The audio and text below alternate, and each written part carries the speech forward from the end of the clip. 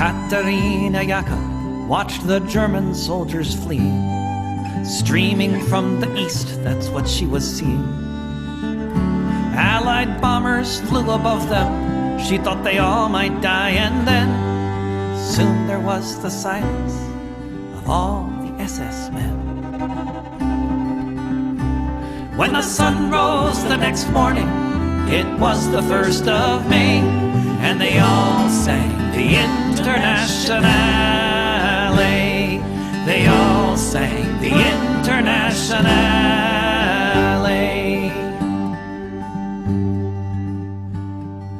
Katerina Jaka saw red flags flapping in the breeze above the Russian tanks, and she fell upon her knees. And so many different voices in so many different tongues sang the most beautiful song that could ever have been sung. In German, Lithuanian, in Polish and in Dutch, a myriad of melodies has never had been such. In Russian and in Yiddish, Italian and French, emerging from the forests beneath the trench. When the sun rose the next morning, it was the 1st of May, and they all sang the Internationale. When the sun rose the next morning, it was the 1st of May, and they all sang the Internationale. They all sang the Internationale. Völker hört die Signale auf zum letzten Gefecht. Die Internationale erkämpft das Menschenrecht. Völker hört die Signale auf zum letzten Gefecht.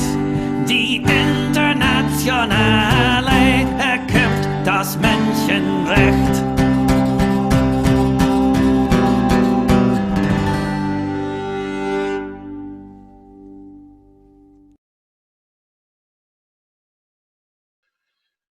Hi, and welcome to Revolutionary Socialist Review with Chris Driscoll. That's me, your co-host, and along with me is Rainer Shea. Hello, Rainer. How are you? Hello. I've been thinking about the arguments that you made last week for why maybe I was being too cynical when it came to viewing my fellow people in this country. I've gotten really cynical towards the masses here, because I've been backstabbed so many times, or I feel like there's so much potential for me to be backstabbed in my cause of socialist revolution.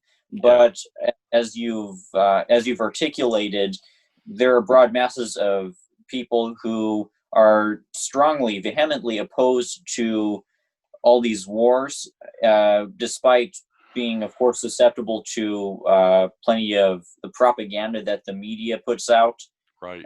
More subtle imperialist propaganda. And obviously, the vast majority of people here are on board with economic left policies, though they can be brought in either the direction from there of social democracy or revolutionary socialism. Sadly, Sanders has created kind of a cult of ignorance where he calls social programs socialism.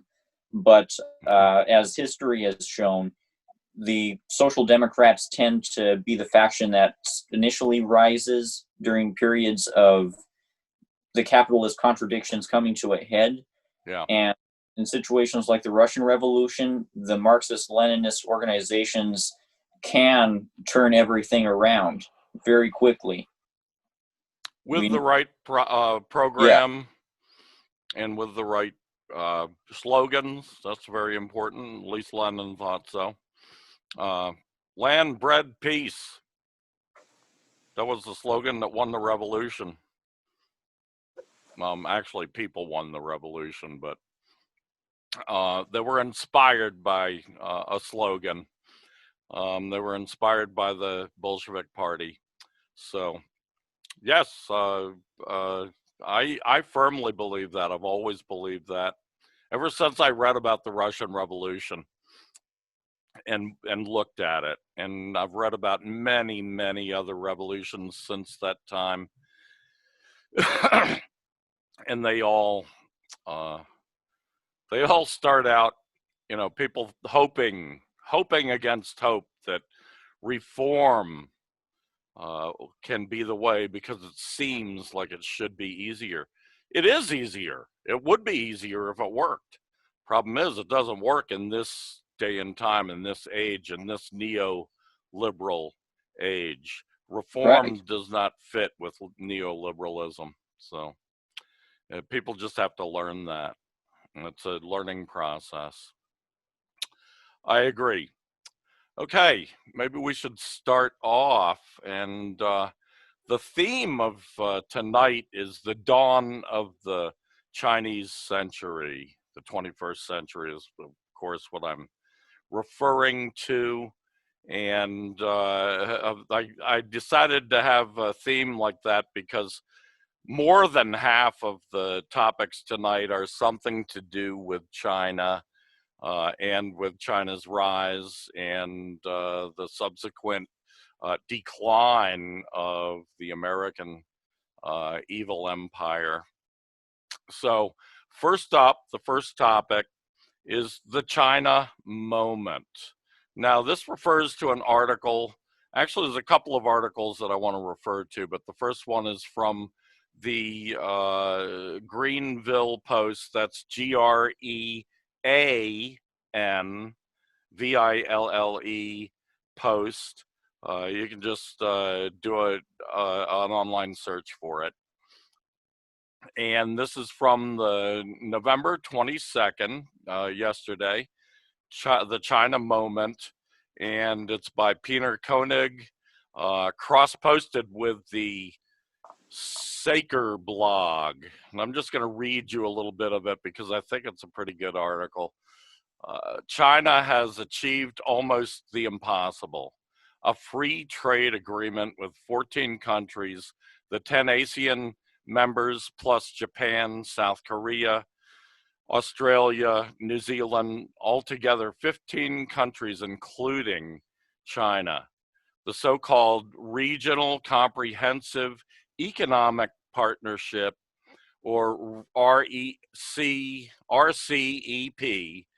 was in negotiations for 8 years and managed to pull together a group of countries for free trade, i.e., some 2.2 billion people, commanding some 30% of the world's GDP.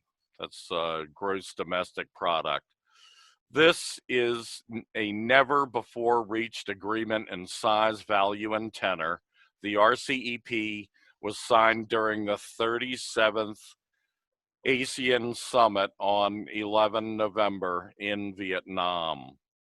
On top of bringing the largest such trade agreement in history, on top of being the largest such trade agreement in human history, it also associates with and binds to the Belt and Road Initiative, or One Belt, One Road, OBOR, also called the New Silk Road, which in itself comprises already more than 130 countries and more than 30 international organizations.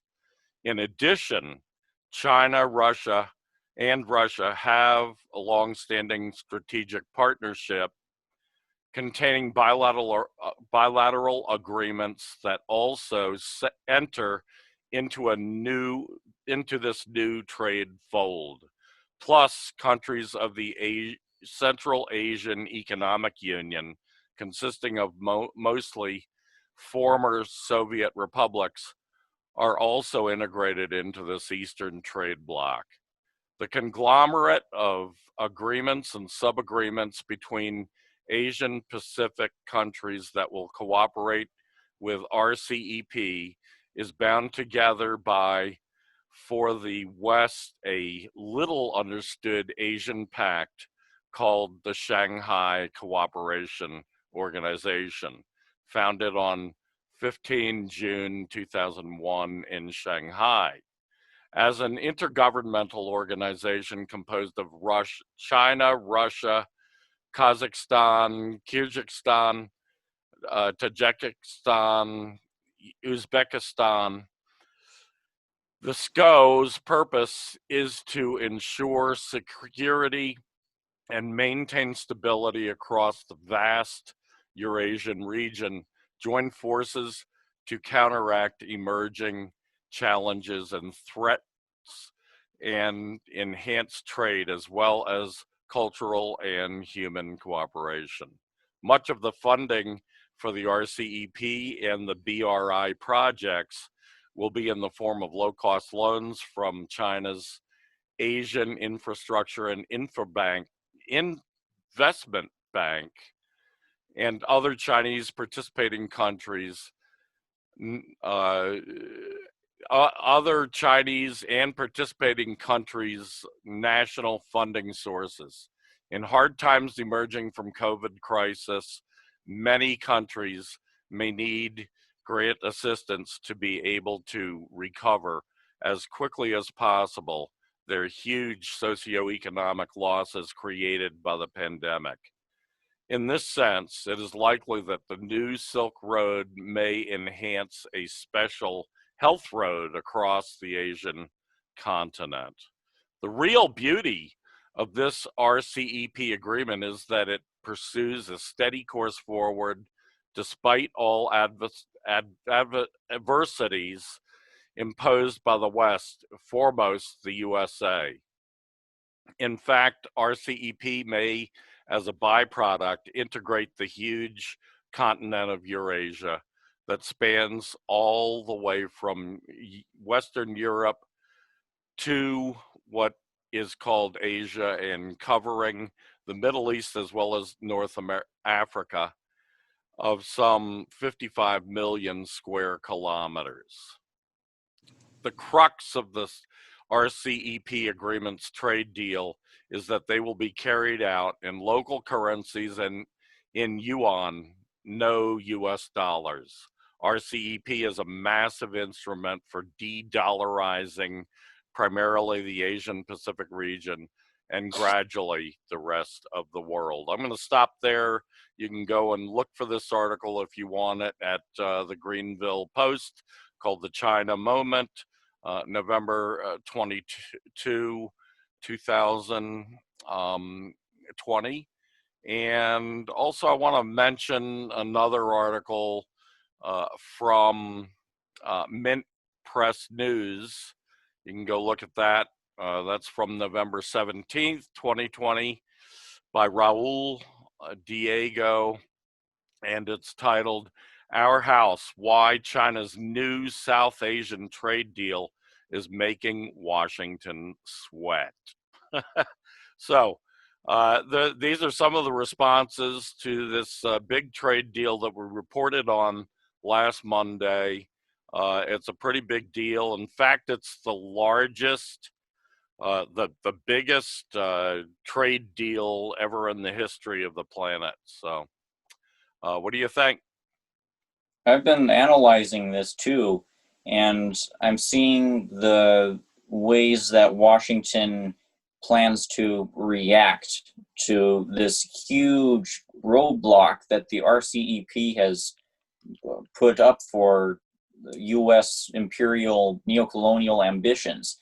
It's clear that Biden and his team want to create this, to bring about this renegotiated version of the Trans-Pacific Partnership, but the RCEP is clearly going to get in the way of it because China has created this alternative for all of these countries, including many of Washington's allies in that part of the hemisphere. So I wonder if Biden will be able to get the TPP off the ground, like Obama seemed to be able to just 4 years ago. I wonder if they'll pass any sort of version of the TPP? Will they be able to pass a version of the TPP that pertains to Latin America? If not these Asia Pacific nations, will they just resort to trying to create this version of the TPP that intensifies neocolonial exploitation of Latin America? Maybe this will be the direction that they'll head in, because it seems like the empire is getting more isolated towards its local neocolonies. It's the neocolonies that it has within its own hemisphere. And of course, it just lost the neocolony of Bolivia, and all these other Latin American countries are fed up with the hellish conditions that Washington's neoliberalism has put them in, and they're rising up. So there's threats all around, it seems, for U.S. imperialism. Yeah.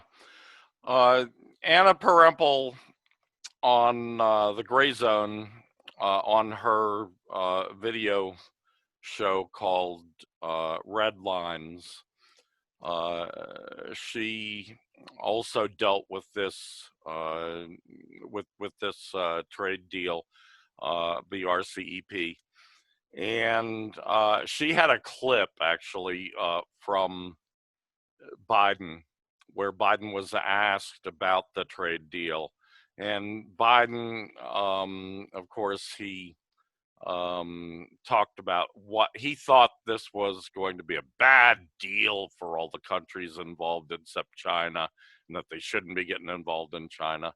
And then he was asked about the PPP, and he just hemmed and hawed. And in the past, he said he wants to revive TPP. However, he just said, well, we're going to have to wait until after January 20th to figure out what we're going to do with that. So I'm sure he realizes that most of the provisions of the TPP, which were acceptable to the U.S. allies in the Asia Pacific, are now not going to be acceptable because they've got a better deal with China. And for them, it's going to take quite a lot of concessions from the imperialists. And if they give the kind of concessions that China just naturally folds into its treaties with other countries, because China's fair and believes in fair trade. The Americans have never believed in fair trade and never sought it. So if they were to really give in to all the demands that they're going to be getting from these countries like Japan and Australia and New Zealand and Vietnam and so forth, I think they're going to come to the conclusion that it doesn't do them any good, because what are they after? They're after locking these countries into uneven, unfair trade deals that advantage the American ruling class. And I think they're not going to get it at this point. I think China's pulled the rug out from under them. Right. So it sounds like Biden has become hesitant and hemmed and hawed, because he's looking for what to do that's most politically expedient, and it seems like they're going to have to abandon that ship when when Biden comes into office. So thankfully, the prediction I made a few weeks ago about Biden's coming reign of economic terror, which I said will involve the TPP, I'm partly being proven wrong due to the success of China at maneuvering and creating this multipolar world. Yeah. Well, nobody could have known that this was going to happen at this moment, at China's moment. So you can't be faulted for that. The future's always full of wild cards, things that come up that you just could not have any way have known or expected in advance, and they knock you for a loop sometime. In this case, they made us very happy, but they knocked the American imperialists for a loop.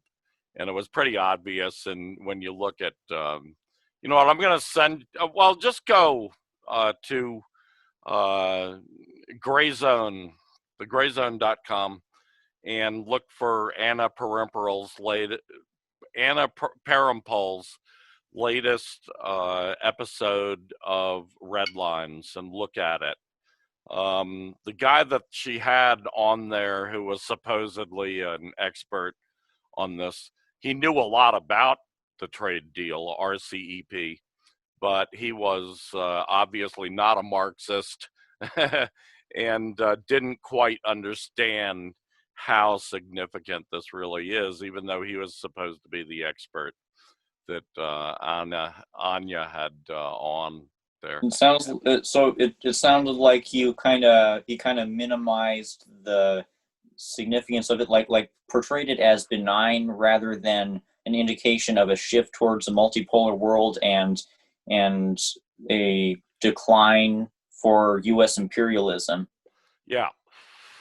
Like that's a common trend among analyses that aren't based in Marxism. Geopolitics Right. is not really considered. Exactly. One other bit of news before we move on to the next point, and that just happened today. Donald Trump now appears to have conceded to the fact that Joe Biden will be the next U.S. emperor, U.S. president.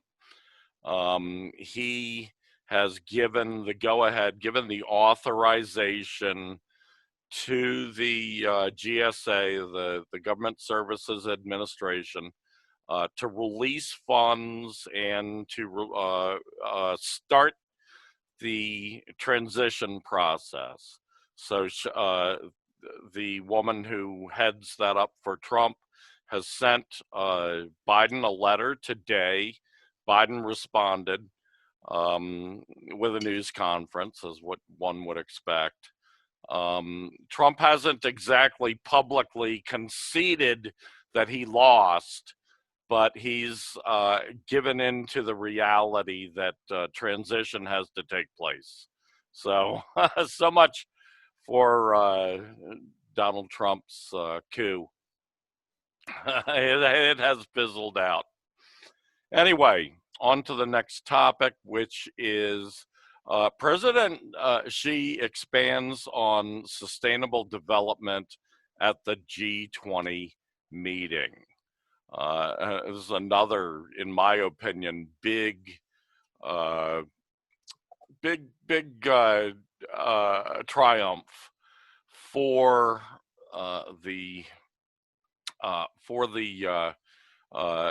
China, for the People's Republic of China, and in this we can see that things are going swimmingly for China.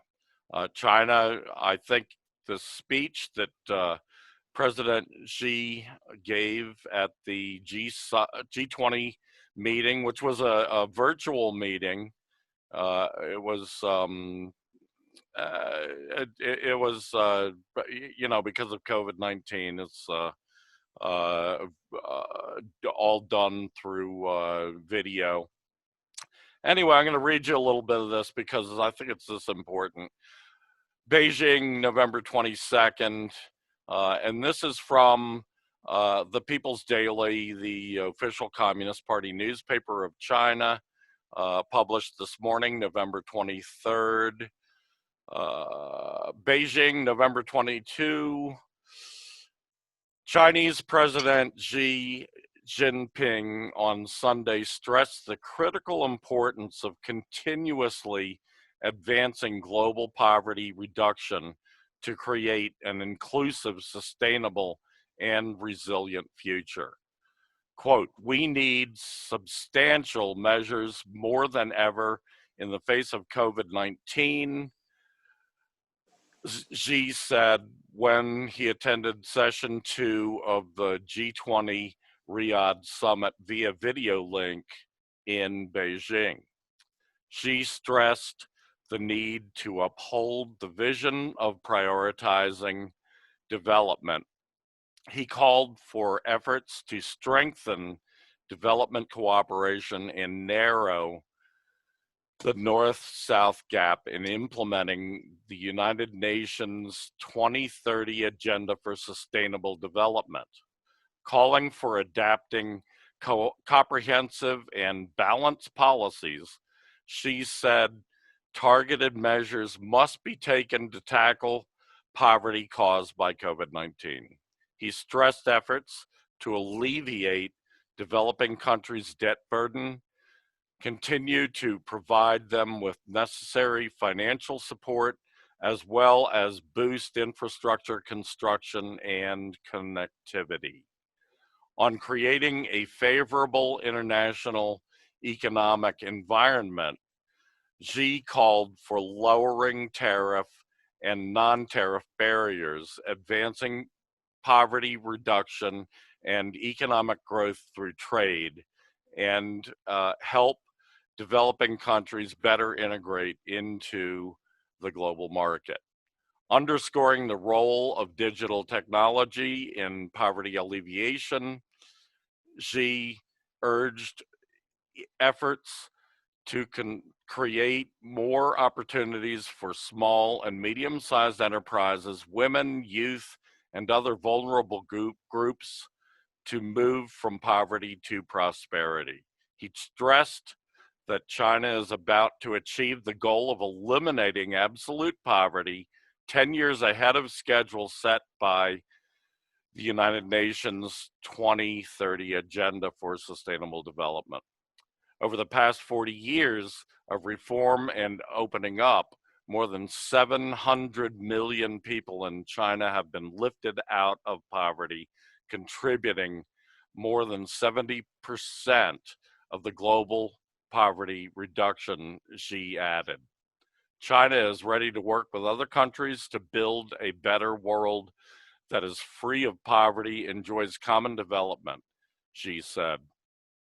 Leaders participating in the event said G20 should step up support for developing countries to overcome the impact of COVID-19, achieve economic recovery and growth, bridge the digital divide, and eliminate poverty, among other measures, to realize inclusive development.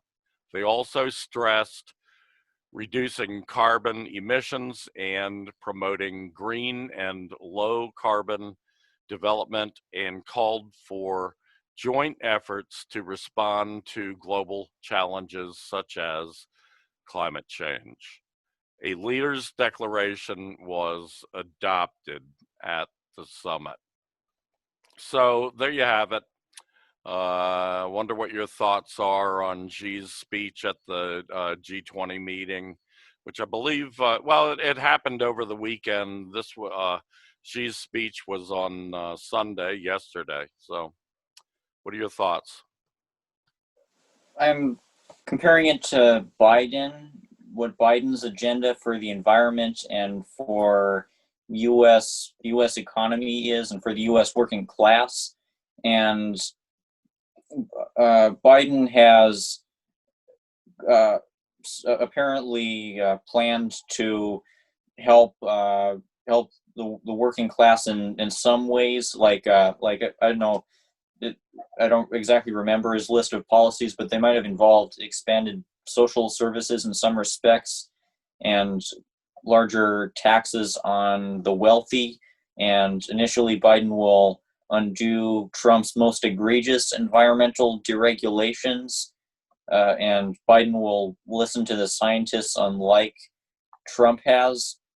But the the Biden administration will also come with increased austerity, which is it's weird how Biden has promised to expand Medicaid. I think it might be as part of his campaign promises, and he might well do this, but at the same time, his administration will definitely oversee great austerity, like seemingly every administration has done throughout the whole neoliberal era.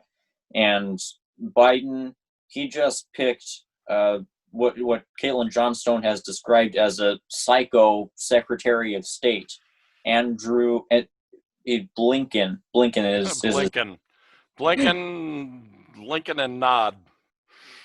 And the U.S. military is the largest polluting institution in the world. Yeah. So they're going to ramp up militarism, and this is going to result in more pollution, in addition to all of the destabilization and poverty and installation and proliferation of neoliberalism that will come from these U.S. imperialist neocolonial operations. I mean, it's clear that Biden will try to carry out more coups in Latin America in the same ways that Obama did. Let's not forget that Obama's supposed campaign to fight corruption in 2016 resulted in a coup that paved the way for Bolsonaro, one of the primary threats, one of the worst leaders on climate change is in power right now. Remember what he did to the Amazon. So who knows how much damage could be done to the environment and to global living standards throughout Biden's administration. It's estimated that the World Bank has estimated that around 150 million people will be impoverished by the end of this year due to reasons related to COVID-19, though obviously COVID-19 is interrelated with the global economic crash, which didn't even emerge as a result of COVID-19. It emerged as a result of the contradictions of capitalism. Mm-hmm. And no doubt more tens of millions or possibly hundreds of millions more will be pushed into poverty throughout the 2020s and throughout Biden's term. So this is the contrast between the United States, between the capitalist, imperialist countries, and China, which is just trying to improve the living standards of its people and enact this Green New Deal. That's pretty much our only hope for averting the extinction of the species. We would be totally screwed right now if China had the kind of government that the anti-communists wish it had. Right. Yeah, the contrast is amazing to me. When you look at what China is doing right now in the world, they are helping their own people incredibly, advancing their own people economically, culturally, every way you can think of, politically. And they're helping large swath of the world in Africa, Asian countries, especially third world countries, and even in South America. They are just a phenomenon to me. This really is the Chinese century. Everywhere as much as in a negative sense, America, the 20th century was the American century. So, okay, next up on the list, more on China, this time from Rainer Shea. And Rainer, this article that you wrote is entitled, China is Taking Away Imperialism's Global Grip. So tell us about it. Right. In this article, I try to put out a very much balanced analysis about the impacts that China's rise is having around the world.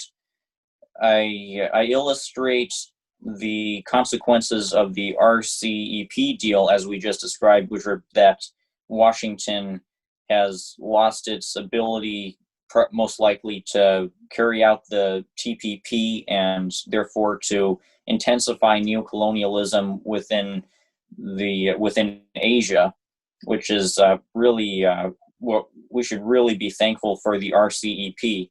We should also be thankful for all the efforts that China has been making, as you just described, to help relieve underdeveloped nations of debt and to continue developing these countries in Africa and South America and Asia. This is what's in large part helping save these countries from servitude to U.S. imperialism.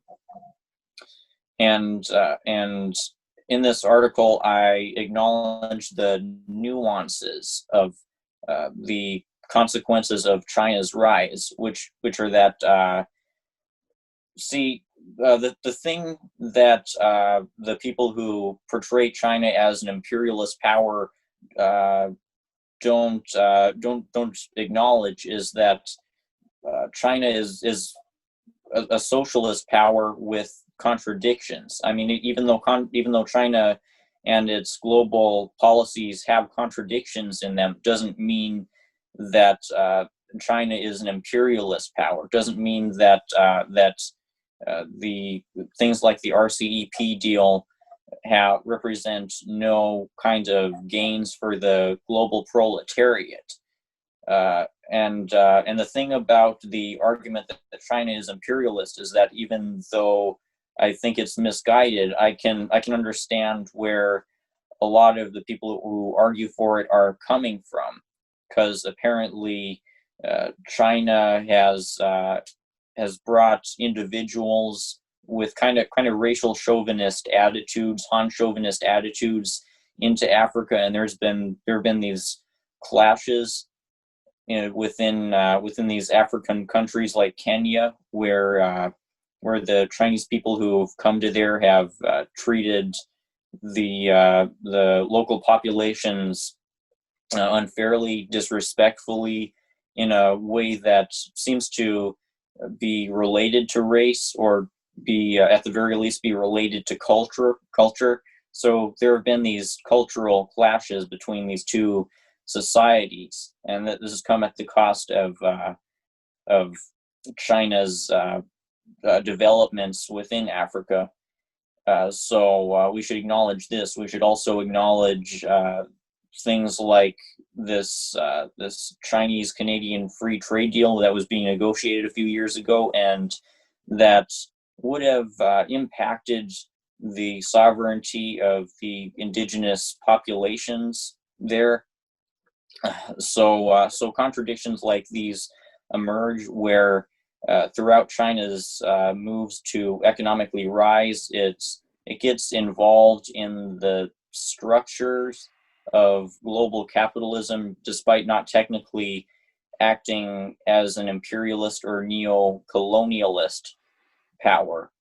But we should not propagate the misinformation that China is trying to ensnare these countries in debt traps, or that Chinese companies only hire Chinese workers, or that China is engaging in land grabs in Africa. These are exaggerations, to say the least, of whatever not so good effects have come from China's global investments.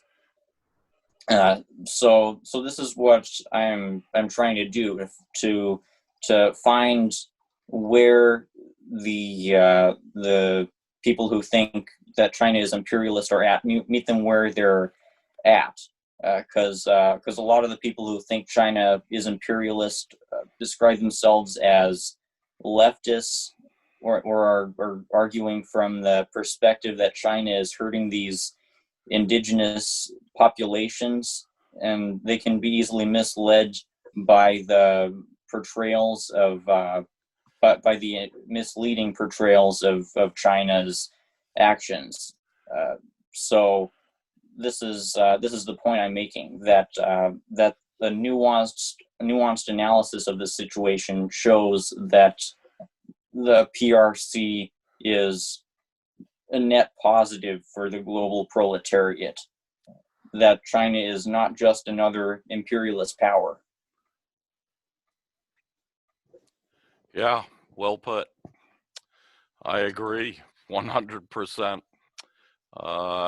China's not a perfect society. No one ever says that. The Chinese Communist Party doesn't claim that. But it's a whole hell of a lot better for most of the world, really, to deal with China than to deal with the American empire, because of the different goals involved. The Chinese Communist Party and the great nation that they lead, they have a different history in relations with other countries, and their history in relations with other countries has been mostly positive, not always positive, but mostly positive. And certainly in these modern times, in the last few decades, China has shown that its leadership has a goal of developing its own market, to developing its own infrastructure, its own society, its own culture, and helping to do that through fair trade with any other country that is willing to do fair trade with them. So, yeah. Okay, job well done, Rainer. Next on the list, unless you have anything more to add. Okay, next on the list is China's development strategy. And this comes also from the, let me see if I can find it here.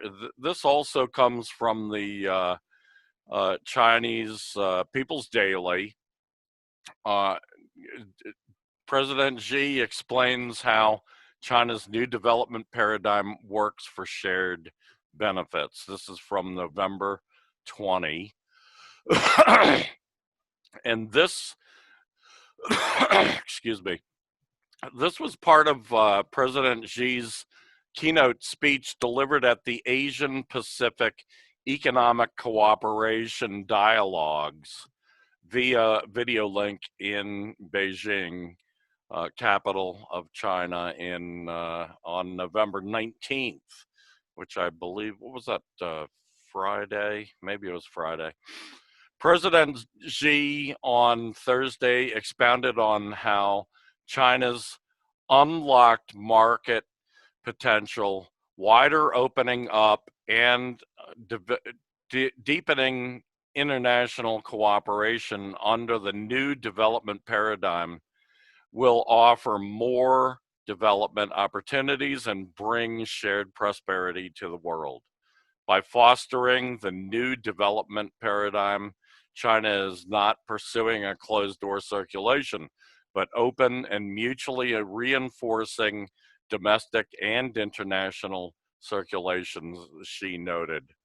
As China's economy grows, our people naturally want to lead an even better life, according to Xi, or what Xi said.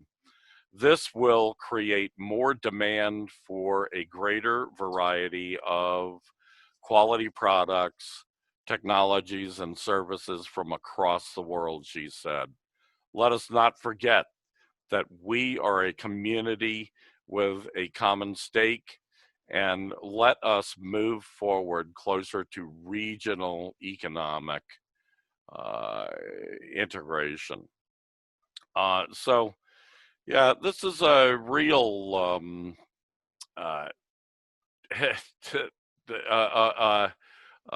new advance for China, China's new domestic and international development strategies and development policies.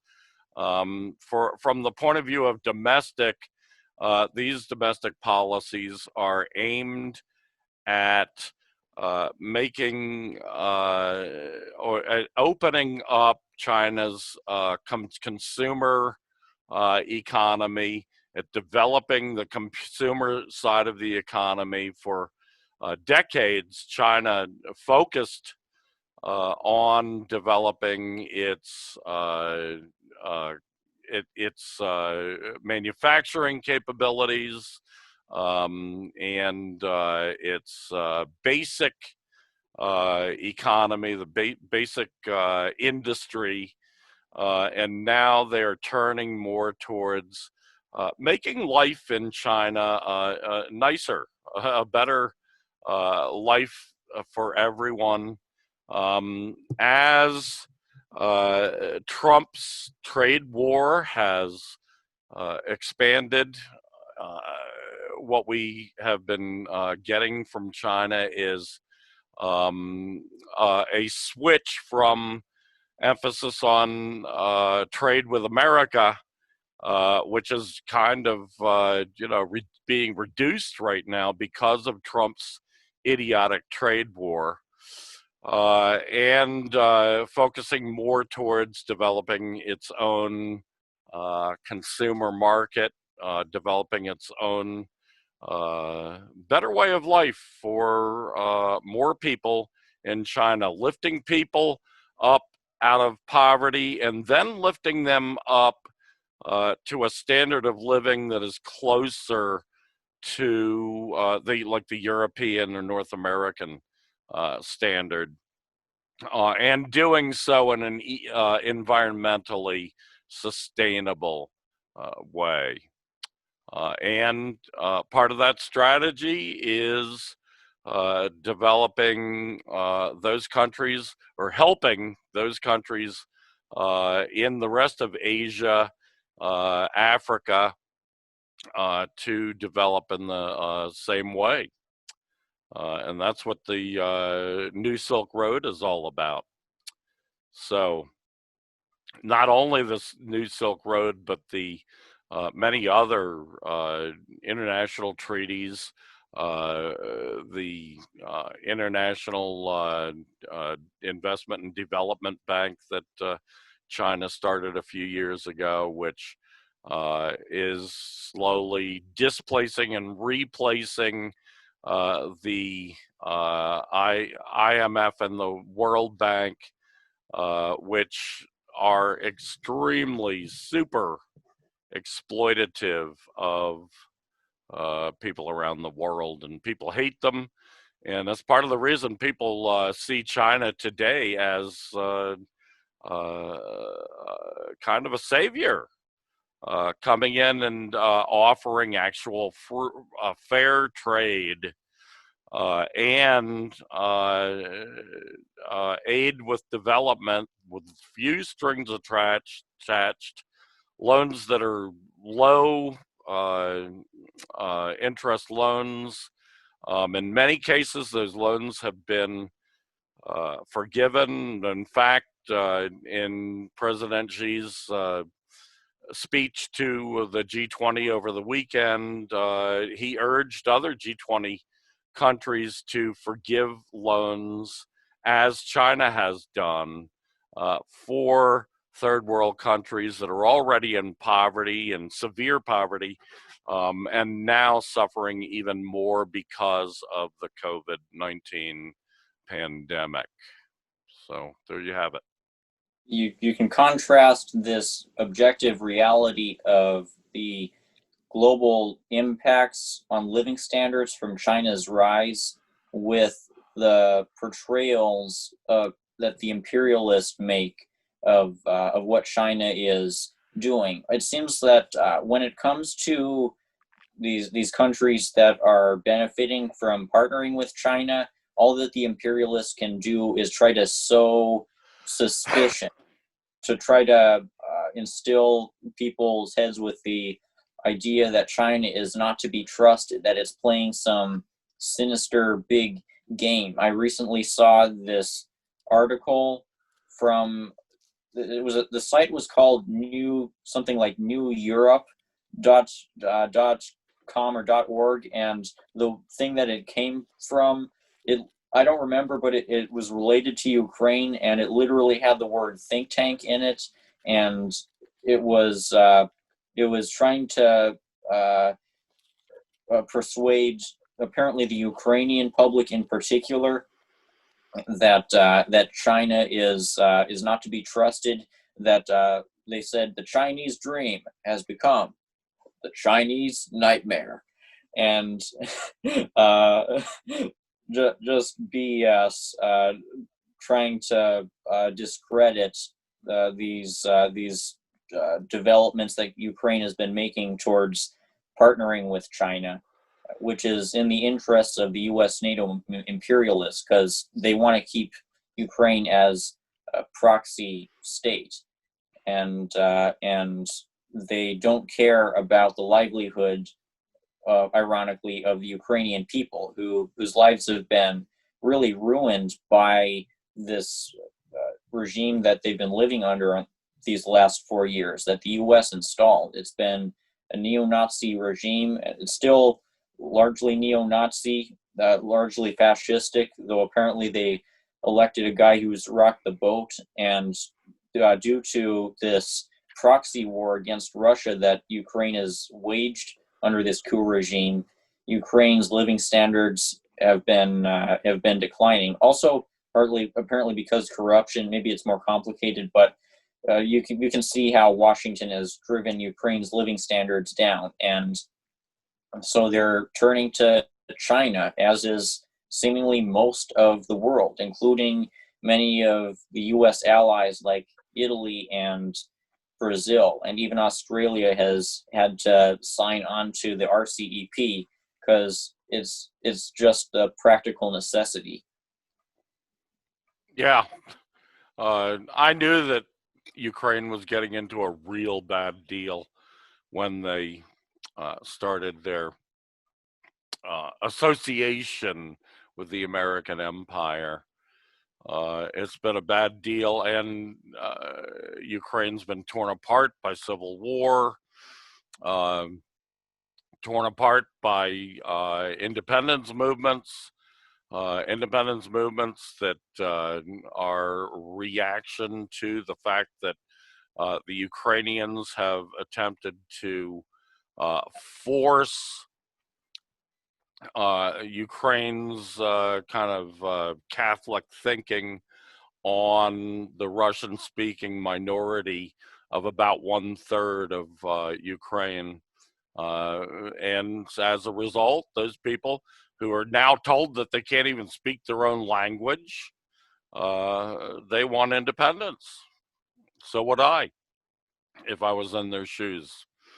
So yeah, the chickens come home to roost, as Malcolm X might say. Okay, next on the list here, topic number 5 is the imperialists fear the next global wave of revolutions. Right. This speaks to an analysis that I've been hearing. It doesn't come from me. It comes from this Indian writer who I know. He's named Sekat Saborno, that might be his name, and he's talked about how the first wave of revolutions was from the Paris. The first wave of revolutions was from the late 18th century anti-colonial revolutions to the Paris Commune. The second wave was the Russian Revolution to the Nicaraguan Sandinista Revolution. And as for the third wave of revolutions, well, we've already seen a couple of socialist experiments start to emerge in Venezuela and Bolivia. Thankfully, Bolivia has been able to take back their government from the coup plotters, but we haven't experienced a kind of a new wave of revolutions, like was the case throughout the series of 20th century Marxist-Leninist revolutions. First, it was Russia, then it was I think Korea, then it was China, then it might have been either Cuba or Vietnam, then Nicaragua, and I'm sure there's a few that are lesser known, like Laos. I shouldn't leave it out. It's one of the 5 remaining communist countries right now. It really seems like we're getting to a point. We're going to get to a point during the 2020s where a new wave of socialist revolutions begins, and it seems like it's most likely going to begin in Latin America, where the contradictions of imperialism are boiling over, and austerity, U.S. imposed austerity, is killing Ecuador. It's also killing Chile, Brazil, all these countries, Honduras, Haiti. It's really hellish what the imperialists are putting these populations through, and the same applies to Africa and largely to India, where unsurprisingly there's already a group of Maoist guerrilla fighters who've created the Red Corridor.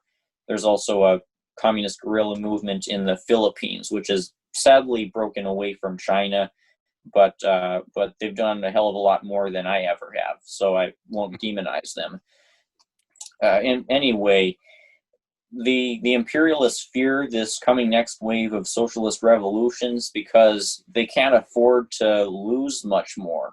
I mean, how much more territory will they lose before Washington is no longer able to extract super profits? Already, the U.S. GDP has fallen like never before this year, while at the same time, China's GDP has continued to rise. COVID-19 was just a minor bump in the road for China economically, and China, as we've seen, is continuing to reach out to all these other countries and edge out U.S. hegemony.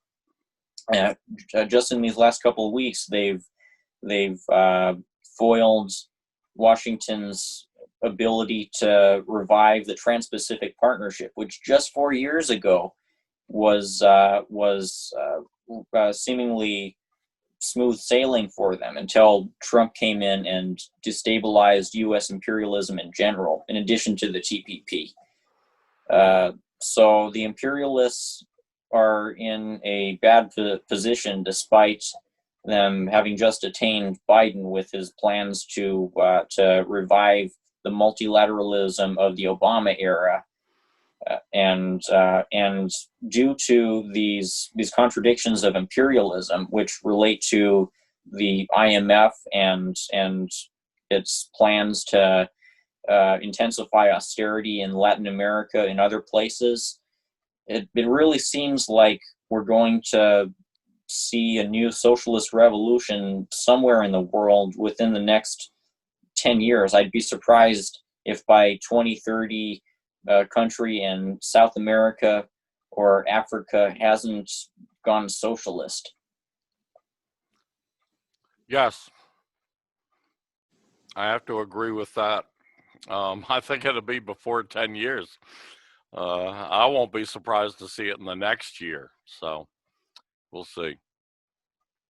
I'm optimistic about that. I think that I think that people are getting fed up all over the world. We see all kinds of signs of rising rebellion against neoliberalism. And I think we're going to continue to see that. And I think that kind of stuff is catching. It's infectious. And we'll see it here eventually, maybe sooner than we expect. Okay, next on the list is, let's see here. Oh yeah, COVID-19 may may not have started in Wuhan. This is some new information that's come out from an epidemiological study. Epidemiological investigations on Tianjin suggest Wuhan COVID-19 outbreak may have come from abroad. And this is in the Global Times, China, the Chinese Communist Party's People's Tabloid, so to speak. And it was published on the 20th of this month, just 3 days ago. And basically, what they've found is that the latest batch of confirmed and asymptomatic COVID-19 cases in North China's Tianjin municipality, among which the earliest reported ones had proven to be connected with exposure to imported cold chain food, suggests that the COVID virus outbreak in Wuhan may not have come from, may have come from overseas. Virologists and public health specialists told the Global Times on Friday. So basically, they have found that there's good reason to believe that these cases that started last November, I believe it is, 1 year ago, in November 2019, in Wuhan, that were originally blamed on eating bats, which turned out to be totally bogus. That these outbreaks were imported, just like what you and I were suggesting, Rainer, several months ago. And now there's scientific evidence pointing in that same direction. And they point out here that there were earlier instances of COVID-19 cases that were not identified as COVID-19 at the time because they didn't know what it was, in California in October of 2019 and in Italy. So there's two other places where there's pretty good proof now that there were earlier cases than the Wuhan outbreaks of last November. So what are your thoughts, Rainer? What the question that really gets to the heart of it is, was this made in a lab or naturally? I don't know if this is a serious question anymore, because I mean, in March, I kept hearing about these scientific papers that said it couldn't have been made artificially, but then a few months later, you came at me with this evidence to the contrary. And if it was created in a lab, then that would entail some wild stuff. That would entail some real biological warfare. It seems like I once heard a conspiracy theory at some point this year that that Washington made an effort to infect Italy because Italy was going to sign on to onto the China's new Silk Road. And I don't really take any of the claims that I'm bringing up too seriously. Just to be clear, I want to caution against making any claim that's too out there.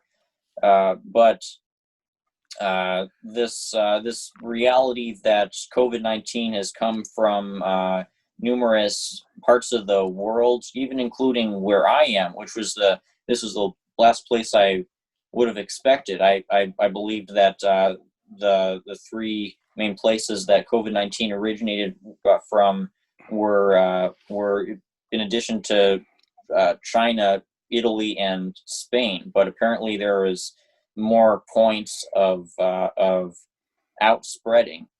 I thought it was just China, Italy, and Spain, but seemingly there's more.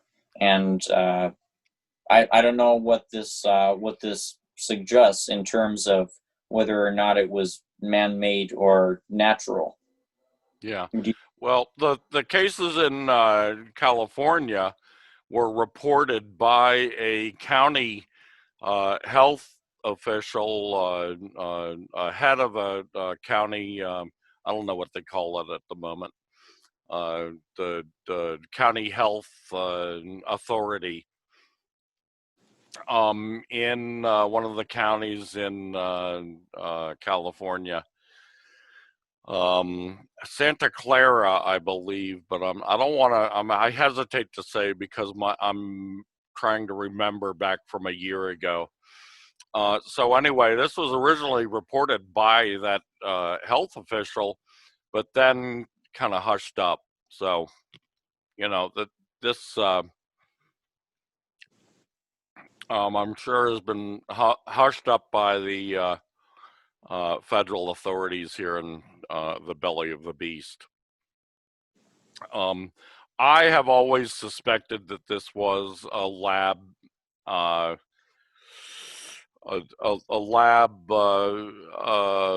tinkered with. It was a COVID virus that was originally came from bats and then was tinkered with to make it into what we know as COVID-19 today. And I am always have been suspicious of the lab right in my hometown's backyard in Fort Detrick, Maryland, which is near Frederick, Maryland, which is about 20 miles north of my hometown of Rockville, Maryland. I've always been suspicious of that place because that's the DOD's main biological warfare laboratory.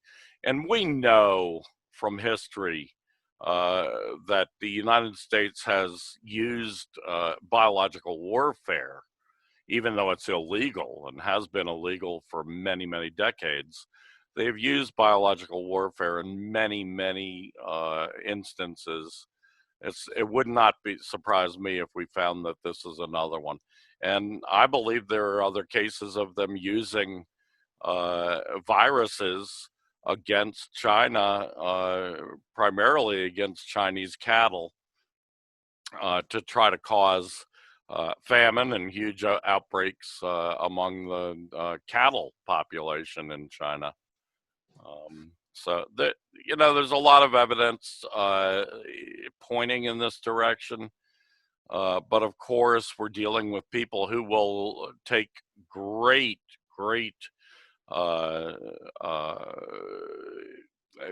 measures to squash all this knowledge.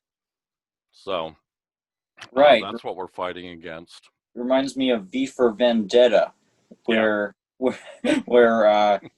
he was like, these two officers were doing an investigation, and one of them said, "Can I ask you a question? Do you think it could be possible that the UK government was behind the virus, responsible for killing 100,000 people? Could this be possible?" But then V in disguise told them that the government was indeed behind it, and that it was all planned from the start, and that the voice of London was one of the men who profited from the cure. Right. That was a great movie. Okay, onward. The next point is our ever-worsening neoliberal nightmare by Rainer Shea once again. Take it away, Rainer. Yes.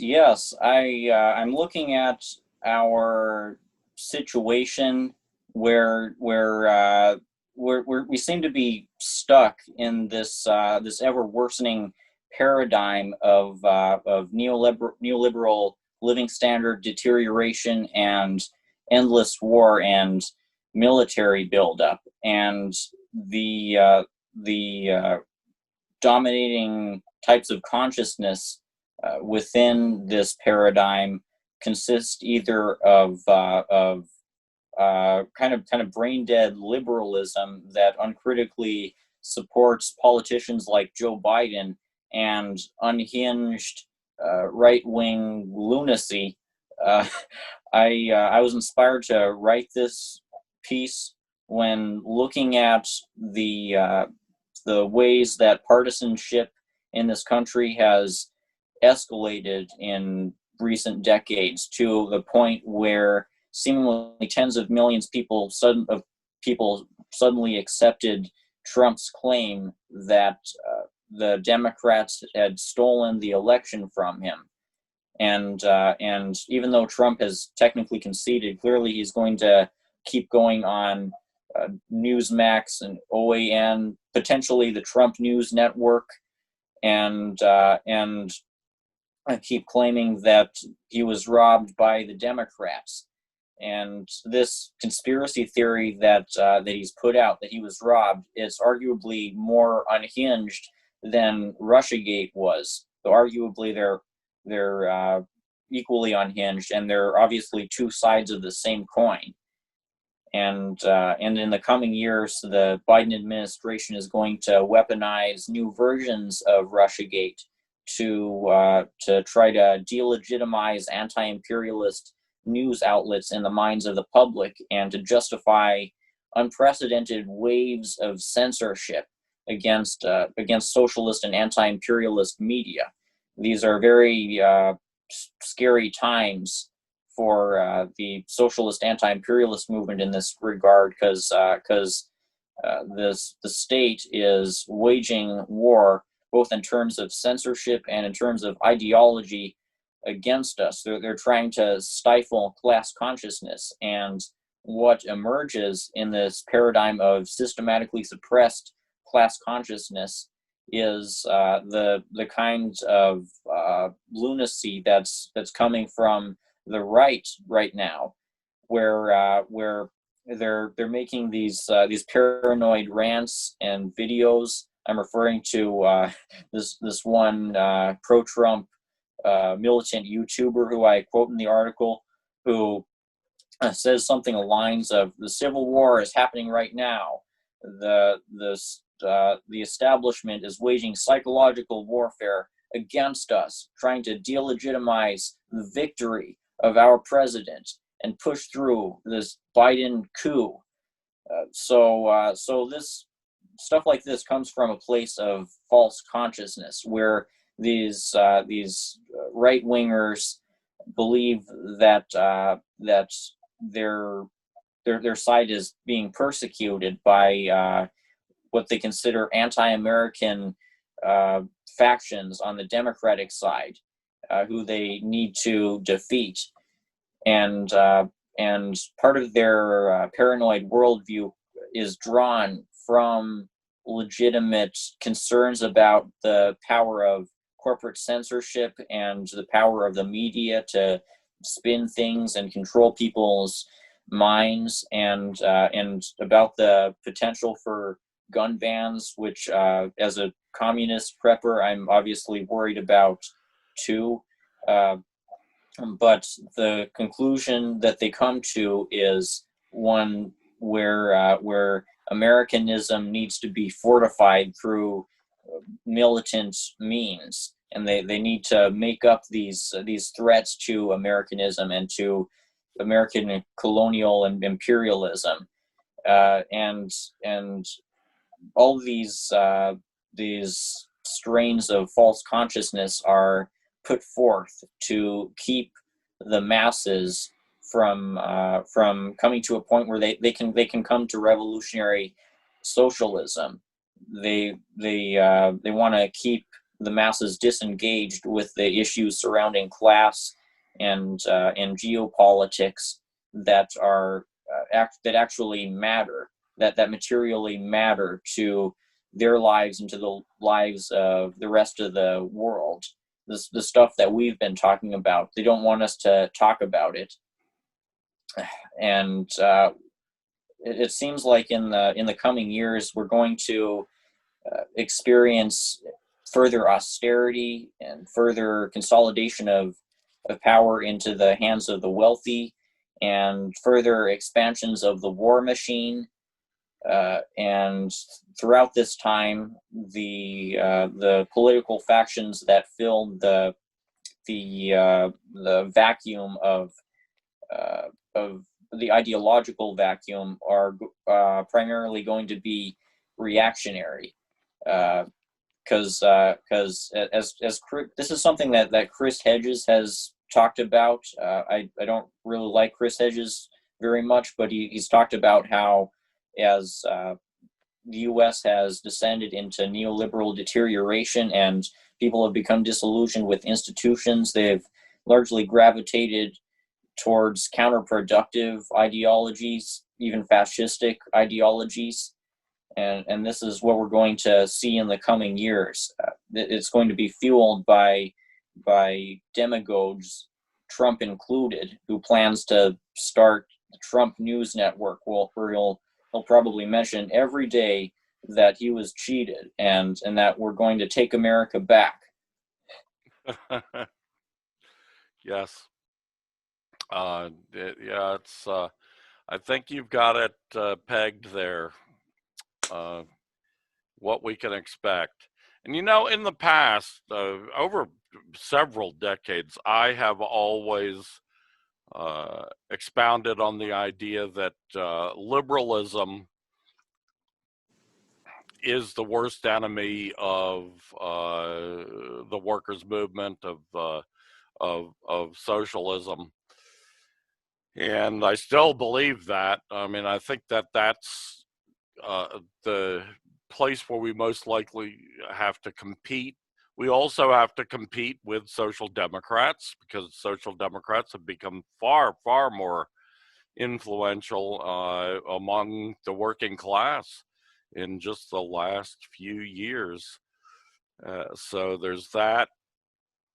But as well, we're also going to have to, I think, continue, as we have in the last 4 years, to compete with what has been called populism, which is a total misnomer. It is not populism. What it is fascism. It's American fascism. We're going to have to compete more and more with American fascism. And right now, Trump is the ugly head of American fascism. So we are going to have to be out there in the marketplace of ideas, competing for hearts and minds. Right. When it comes to false consciousness, COVID-19 denialism is another big part of this of the garbage that's filled the ideological vacuum in our society. I don't know if you've heard of the website Off Guardian or CJ Hopkins, but all that they post right now, also they have a Twitter account called Consent Factory. All they post right now seemingly is stuff that's vilifying COVID-19 countermeasures, calling people who wear masks totalitarians, and using the word totalitarian is often a red flag because it's code for communism. It tries to conflate fascism with communism, and clearly these people are coming not from a socialist position, because they're implicitly demonizing China too, demonizing Vietnam, demonizing all these countries that have worked to counteract COVID-19. So they're on some individualistic bullshit that's not based in materialism, like Marxists aspire to base their analyses in. Yeah, this Off Guardian, they're an interesting case. They come up out of the Labour Party in Britain, out of the more radicalized factions of the Labour Party, and of course they were all former Guardian writers who rebelled against the Guardian as the Guardian went more and more and more to the right over the last 2 or 3 decades. And they rebelled and started this off Guardian. So, you know, it's a strain of the left, or what passes for the left, the social democratic left in Great Britain. And I got to tell you, I've lived with several Brits. My 2 friends, Liz and Ali, I've lived with them for, I don't know, 10, 12 years. They were my housemates. And they were Trotskyites. And I've never been impressed with the British left. You know, they always talk about how much more left workers in Britain are, and everybody in Britain is, but this is exactly what they're talking about, really. Social Democrats. So, you know, and I think like 95% of the Trotskyites in Britain are really social democrats. These 2 friends of mine certainly are, although they won't admit it. They claim that they're revolutionary socialists. They still do, even to this day, although, you know, they were all out for Bernie, and, you know, they're social democrats. Everything they say is social democrat, every way they act. So I've never been impressed with the British left. It's been the Brits, the British ruling class has a better way to co-opt the left than the American ruling class has ever had. And they've succeeded in co-opting. Even though the American ruling class has succeeded in co-opting like 90% of the socialist and even communist left. So, you know, they have their co-optation ways. So anyway, ready to move on? Well, this is a really fascinating topic we've broached, because clearly these off Guardian people and the C.J. Hopkins guy, he's made an effort. They've made an effort to break away from the co-optation, but where they've come to is a real sketchy place that's they're wasting their time, and they're potentially endangering people. Well, it's a reaction to liberalism. I mean, The Guardian has gone from being the paper of the labor movement in Britain to being, you know, Tony Blairized. Yeah. Becoming liberalized, becoming Americanized. So it's a reaction to that. But these people are still social democrats. They believe in this nonsense that through electoralism and parliamentarianism and through reformism that they can reach socialism somehow. But it'll be socialism of a type that doesn't know how to deal with COVID-19, obviously. Yeah, they're head cases. Anyway. Okay, next point on the list. We've still got 3 topics left to go, and we've got about 40 minutes to do it in. China's achievements for food security and poverty alleviation are extraordinary, FAO expert says. Now, this is a fascinating article. Let me get it up here. I'm going to quote from it because I thought it was pretty good. This was published this morning in the People's Daily, China's Communist Party newspaper, read all over China, and the English versions read by me quite often. and read all over the world. I recommend it. You can just look it up, People's Daily. Look it up on your favorite search engine. I use DuckDuckGo. Give them a little plug there. Go out and do a search for it online. China People's Daily. China's achievements for food security and poverty alleviation are extraordinary, FAO expert says. China has made extraordinary achievements in food security and alleviation of poverty, both within the country and around the world. Dr. Matthias Hallwart, head of agricultural branch of Food and Agriculture Organization of the United Nations, said in a recent interview with People's Daily.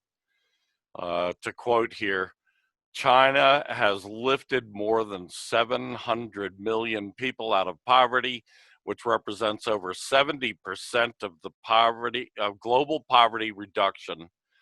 The Chinese government has made poverty alleviation a national priority, promising to wipe out extreme poverty by 2020, 10 years earlier than the deadline set by 2030 Agenda for Sustainable Development and its 17 sustainable development goals, the expert said, adding that China has become the indisputable global leader in aquaculture development. Aquaculture. I guess that's using water or developing crops underwater. The FAO's official work on integrated farming systems in China began in the 1990s, with field work starting in 2001. After studying the value of aquatic biodiversity from rice fields for local households and communities of the Dai ethnic group in, I don't even know if I can say this word, Xishangbana Prefecture, southwest China's Yunnan province. Hallwart found that the innovative approaches to conserve the essential aquatic biodiversity and at the same time upscale fish farming have resulted in life-changing improvements to local people's well-being. It is a fascinating article, interesting, and coming from this UN official touting China's great food security and poverty alleviation. Extraordinary, he calls it. So just wanted to point that article out. You can go get it at the People's Daily. It was published this morning. Rainer?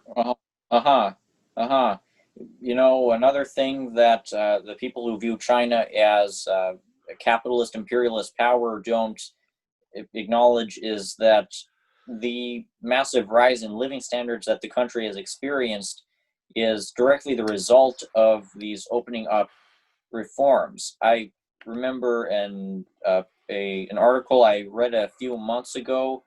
I'm sure I could find it if I were able to search for it, where this expert concluded that the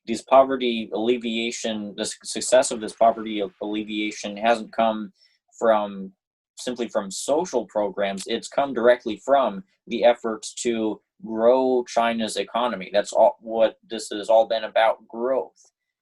And I think that this is open learning about this reality of China's growth and how it's come to this growth and increase in living standards has opened my mind up to some of the criticisms of Mao, because Mao, he seemed to approach economics a little too dogmatically. He was unwilling to take the steps towards growth that Deng and others have pursued, and China was a very poor country, and it needed more than anything to become rich.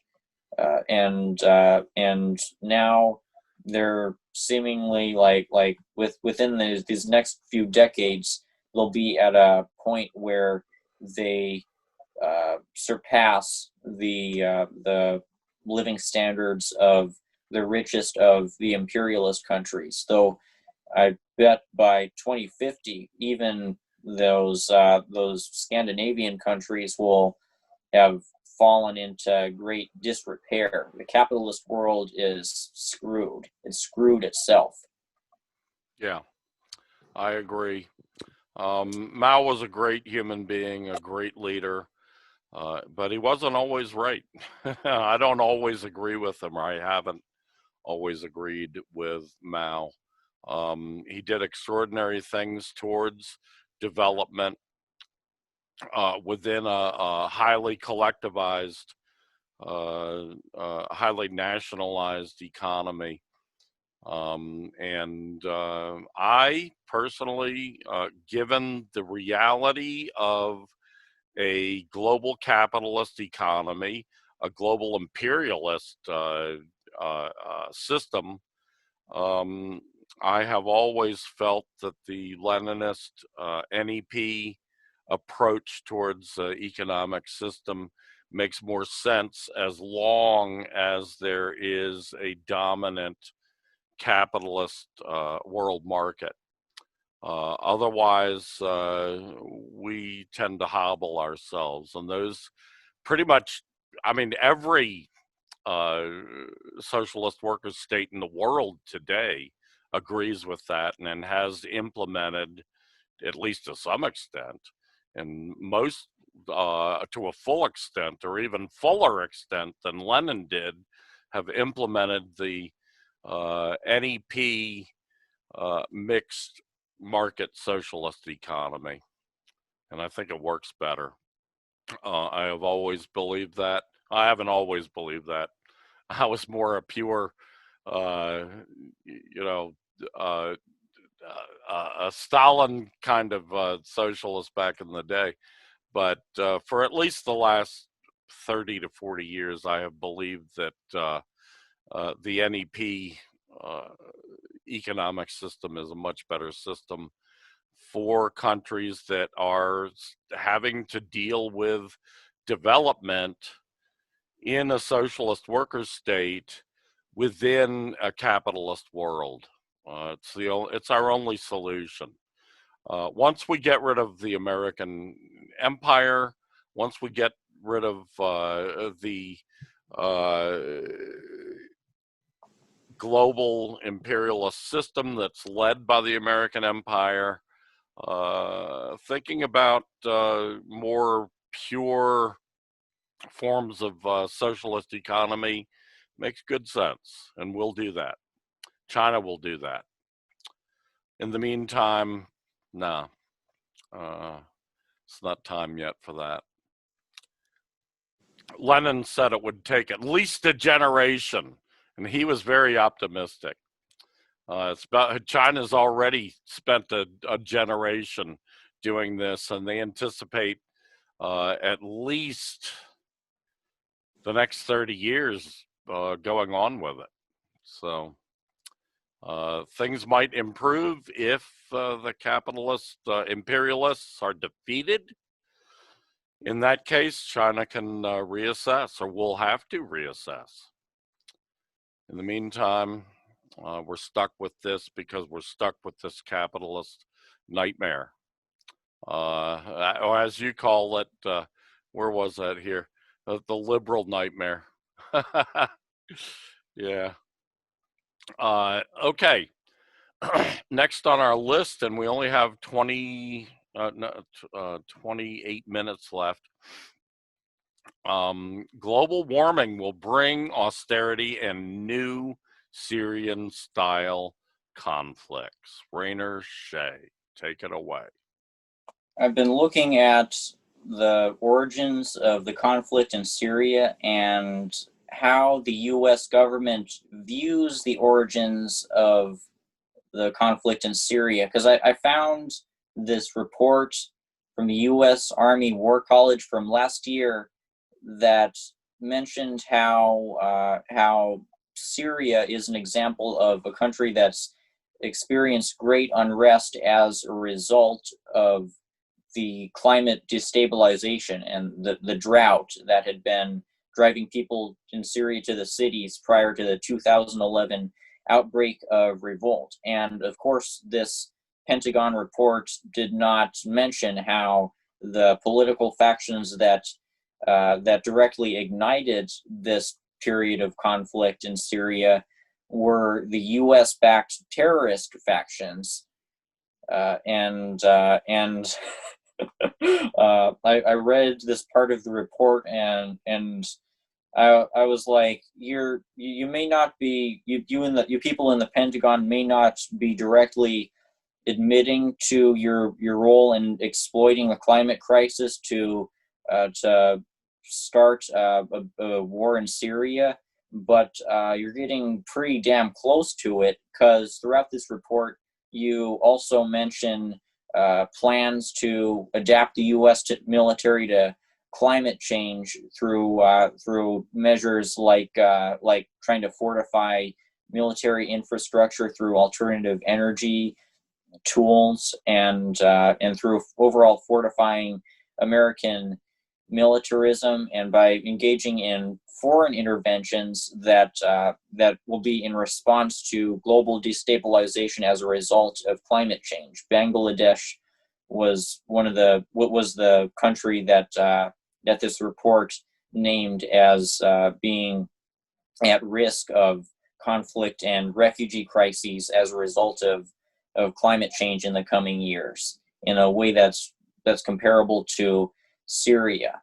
And this report from the U.S. Army War College, I think, indicates that as the climate continues to deteriorate, the imperialists will try to exploit this situation through Syria-style interventions. This means not just directly intervening in these destabilized areas, but funding, arming, training terrorist organizations like Al Qaeda and ISIS, and the South American anti-communist death squads.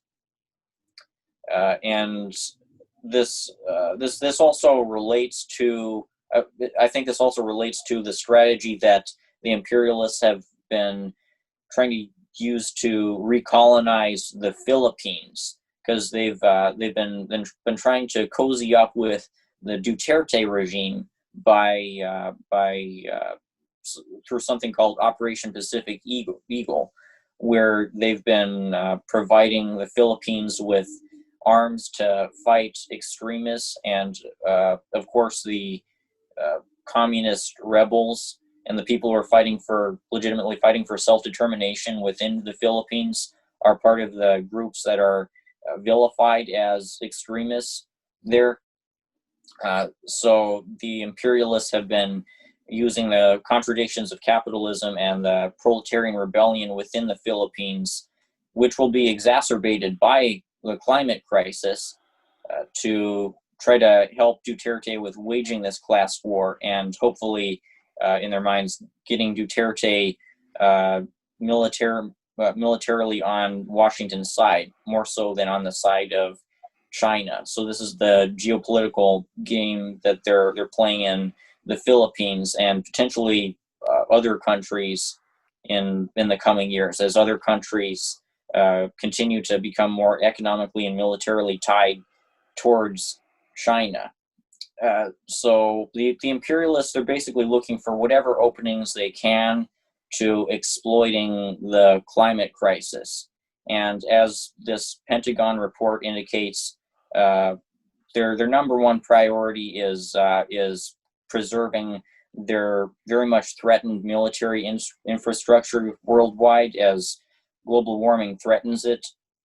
And they also seek to ignite Syria-style conflicts that will allow them to swoop in with their proxy forces and their occupation forces, and either overthrow the governments of that they're overthrow the governments that they're targeting, or get their local neo-colonies to enact more neoliberal policies, or extract the resources from these countries, as Washington has been doing in Syria. What we haven't heard too much about is the fact that since July, with the help of the Kurdish forces who Washington aligns with, Washington has been illegally extracting oil from Syria. So this is how they've exploited the climate crisis in the Middle East. This is their next best option besides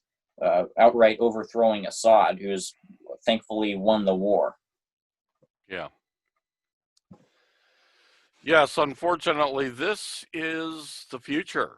The reset, as they call it, the Biden regime in its formation stages, transitional stages right now, is it's like a microcosm of this strategy, the reset, the back to normal that Biden already promised. He was upfront about it. You look at the people that are going to be heading up the Biden's cabinet in the State Department and in the War Department, in the spook department, the espionage agencies. These are some of the most gruesome individuals out there. Very diverse. More than 50% of them are women, and large percentage people of color, but very gruesome, committed to exactly what you're talking about in this article. And it's obvious that they cannot confront what they want to confront head on. They can't go dropping nukes on China. They can't go starting a conventional war with any of these people. So they've got to take these proxy routes, these hybrid asymmetrical warfare approaches, and that's exactly what they obviously intend to do. Perpetual war has been on the agenda for Washington, at least for the last 2 decades, actually for the last 2 centuries, but intensively in the last 2 decades. And they intend to pick up where they left off when Trump was elected. Trump did not end any of Obama's wars, Bush's wars. He kept right on with those, even though he kept promising to withdraw troops, and he's still today promising to withdraw troops.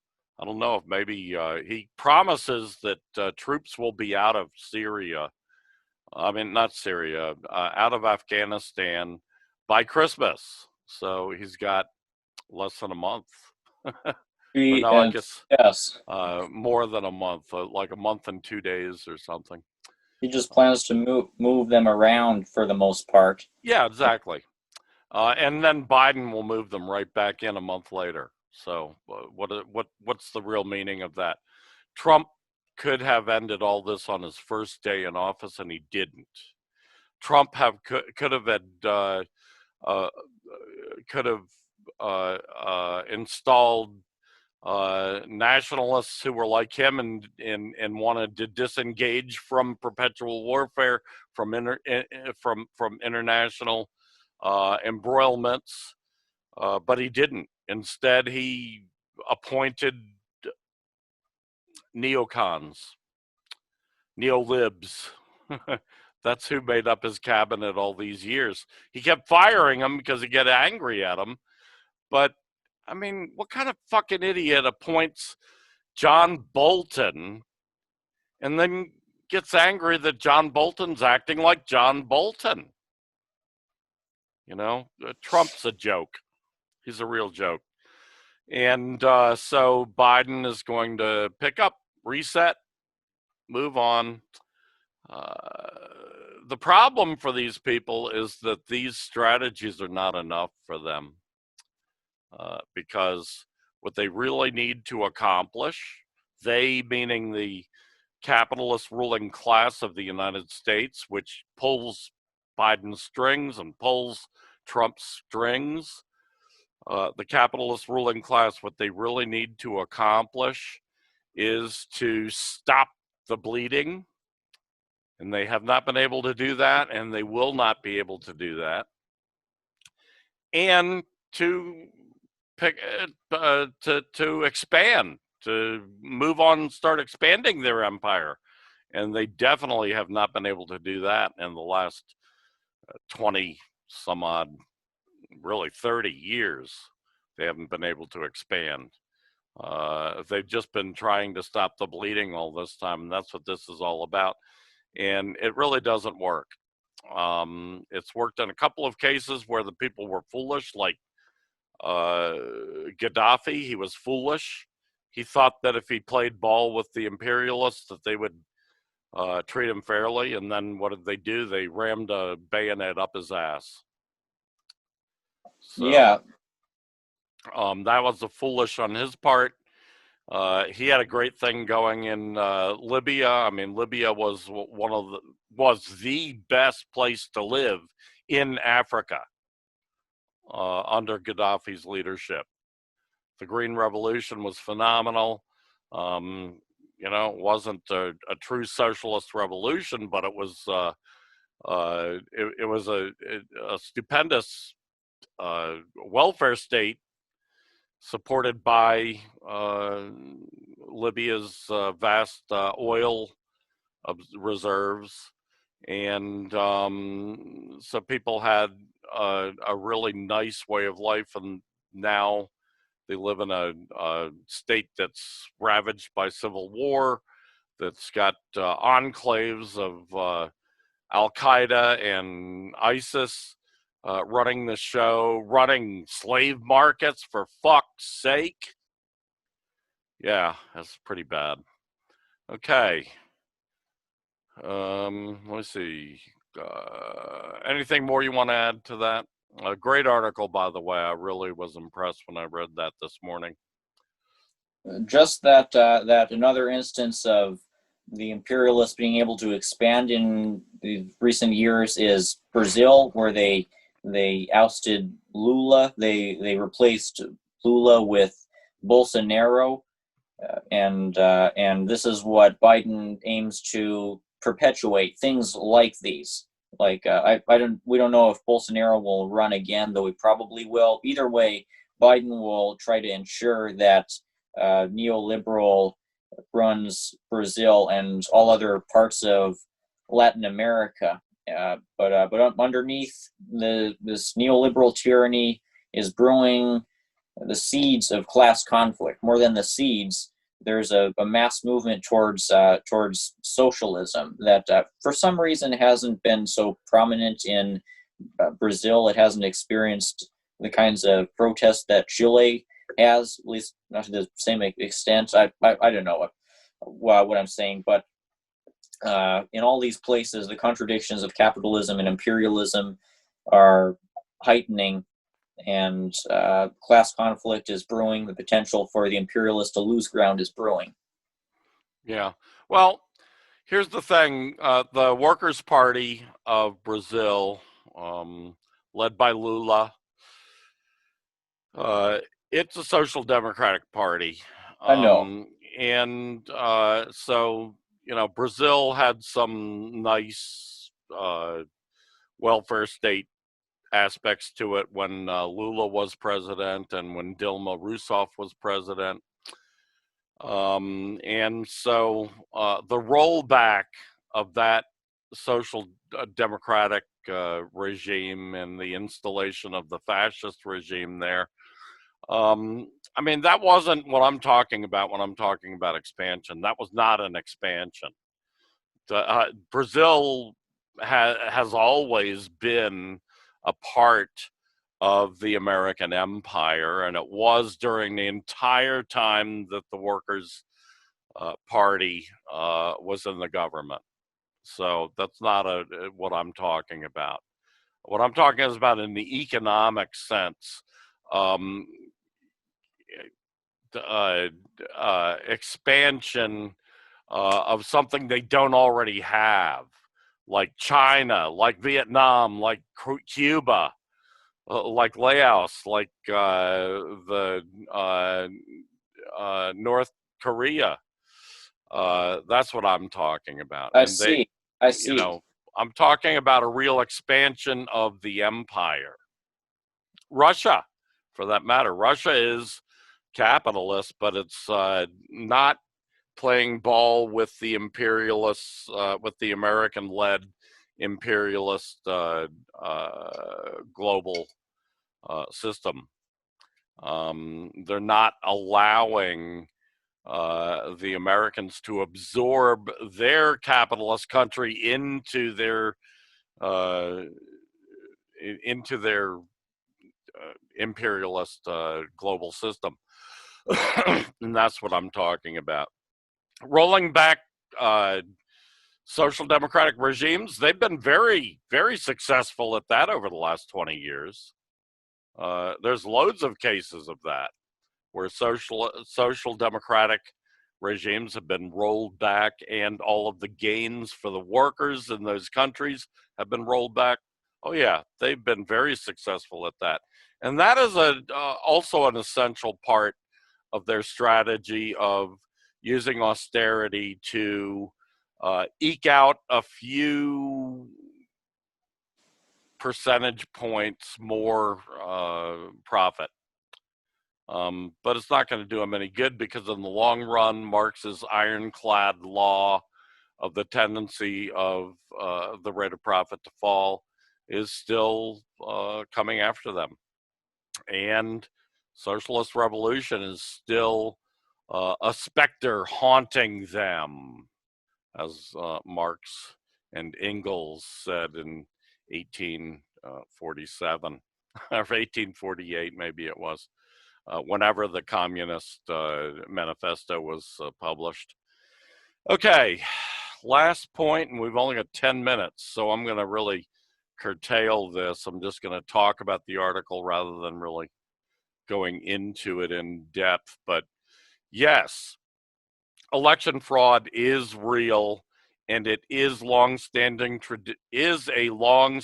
tradition on both sides of the aisle. You know, that's what they call Democrats and Republicans, both sides of the aisle.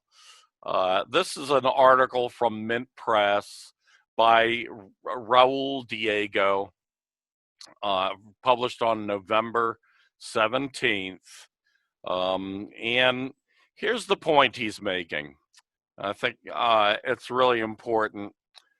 There are several different ways that both Democrats and Republicans use in several different methods that they use in every single election to try to steal votes, to try to use fraud to steal the election from the other side. You know, I don't really give a fuck, Democrat, Republican. It doesn't make any difference to me. They're all liberals, you know, in my opinion. I mean, some of them are called conservative, some of them are called liberal, but conservatism is just another form of liberalism. It's a more traditional form of liberalism.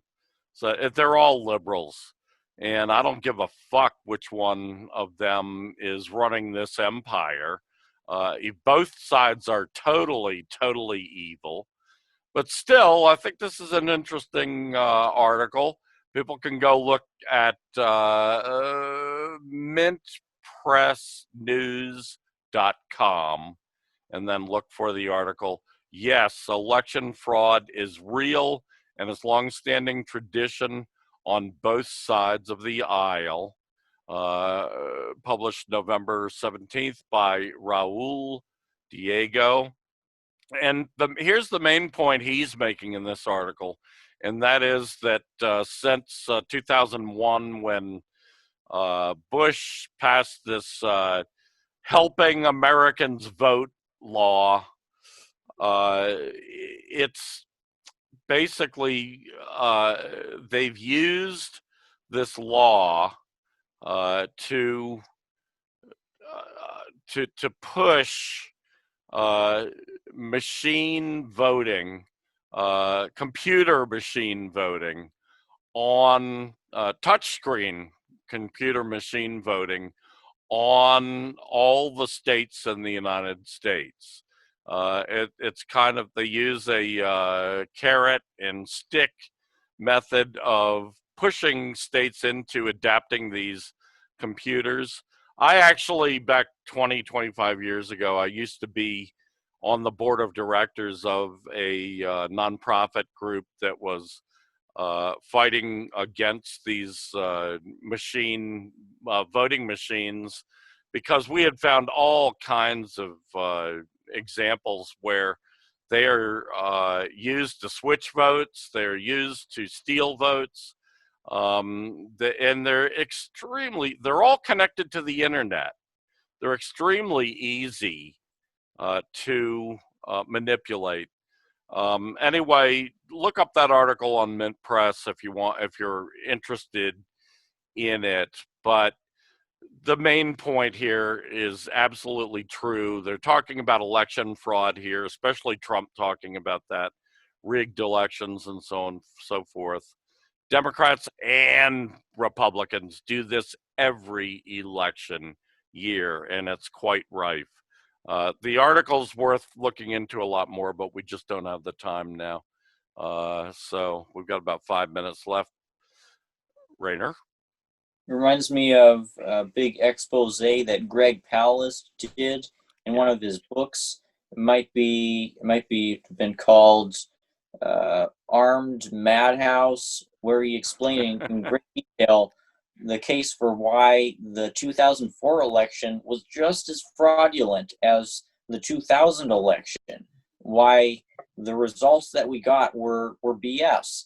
Yeah. And part of it was, I remember him explaining that millions of these votes were thrown out every year, and he assessed that a basic reality of American elections is that every year millions of votes are thrown out because they're judged to be inadequate in some respect.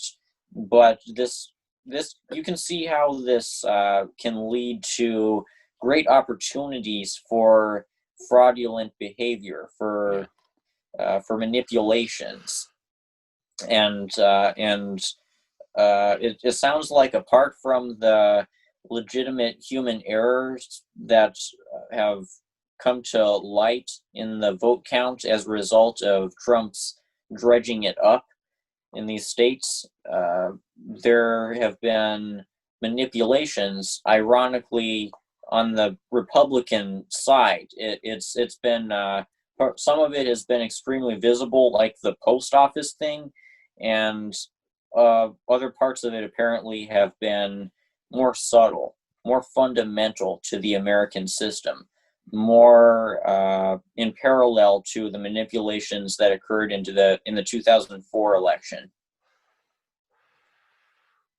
Yeah.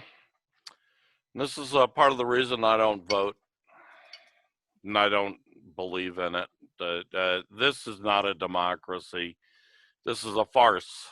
These elections are farces. So that's my opinion. Okay, good job. That's it. Anything more to add? No. Okay, that's it then. I want to thank you, Rainer, and thank all our viewers, listeners, everybody else, anyone who tunes in, and come back and join us again next week. You can find us on YouTube and some other sites. I still haven't kind of nailed that down. Need to nail that down. So until then, hasta la vista.